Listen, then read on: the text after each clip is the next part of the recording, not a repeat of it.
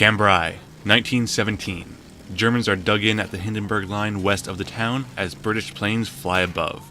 The Germans are on high alert, expecting sometime soon an imminent attack from the British forces. When the British finally do attack, what they had in store is a complete shock for the Germans. Hello everyone and welcome to episode number 3 of The Real History Of, where I take a look at the real people and events that inspired the settings of popular video games. I'm your host Christopher, the video game historian, and today I'm going to go over the real history of the Battle of Cambrai. Now, before I begin, I wanted to quickly make mention that when it comes to covering the battles, I'm not going to get down into the complexities of them. What divisions went where and which battalions did what. It would get all too confusing for everyone involved.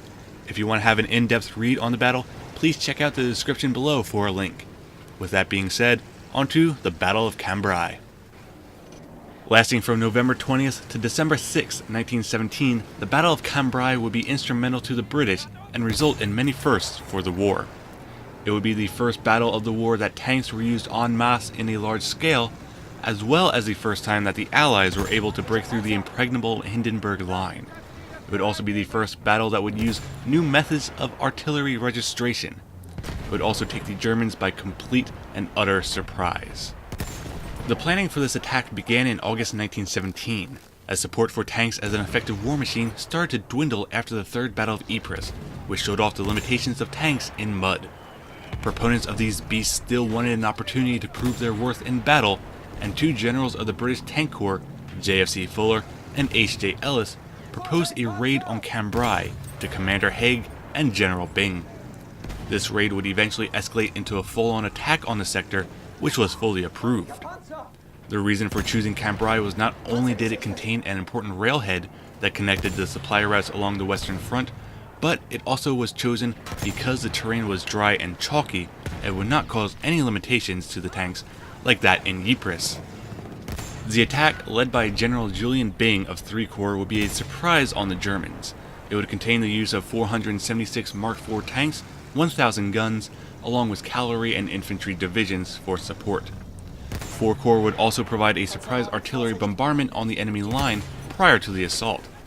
Typically, these guns would have to register by firing a few rounds, with adjustments being made, but Brigadier General Tudor of the commanding Royal Artillery of the 9th Scottish Division was able to use new mathematical calculations to fire the weapons accurately without registration. This would help with the element of surprise. On November 18th and 19th, planes flew over the German lines in order to conceal the sound of movement from the tanks as they advanced closer to Cambrai.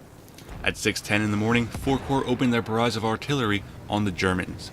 10 minutes later, the tanks were employed to move forward, breaking through the lanes of wire and pushing deep into the Hindenburg Line for the first time in the war.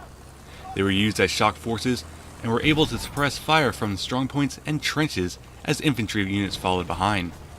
In just over 4 hours of fighting, the British were able to advance 3 to 4 miles deep, capturing roughly 100 German guns and 8,000 prisoners by the first day's end. Cavalry was supposed to advance through the St. Quentin Canal in order to encircle and isolate the town from the rear, but due to a tank breaking the main bridge, the horses were unable to do so. Despite the initial success of the first day and the ground that the British were able to capture and advance on, they were never able to regain that momentum again throughout the course of the battle. Once the element of surprise wore off, the British were pretty much bogged down in places such as the Latau Wood, where they were dug in, or exposed in the Bourlon Ridge Woods, where a salient was created in their line. Communication in these areas also started to break down under middle-ranking commanders, and despite that, the British still pushed on fighting until November 30th, when the German Second Army was issued to begin a counter-attack. 20 divisions under the Crown Prince Ruprecht and General von Marwitz engaged in a blitzkrieg counterattack using Hussier infiltration tactics, resulted in them taking back the ground that was lost and captured by the British in under a week. On December 4th, Commander Haig orders a full withdrawal from the battle. It is estimated that 45,000 British and 50,000 German soldiers were killed or wounded during the battle. Despite their loss at Cambrai, it did show the effectiveness of the tank as a supporting weapon along with their usefulness in the war. Tactics will also change now that will help support tanks and help destroy them. Even stormtrooper tactics will evolve to help deal with surprise attacks and counterattacks. It also proved that the infamous Hindenburg Line was not as impenetrable as it seemed, and made Germany look into a tank program of their own. Thank you again for watching this video. I hope you enjoyed it, and if you did, please take a moment to like and subscribe, and let me know what your thoughts are in the comments below.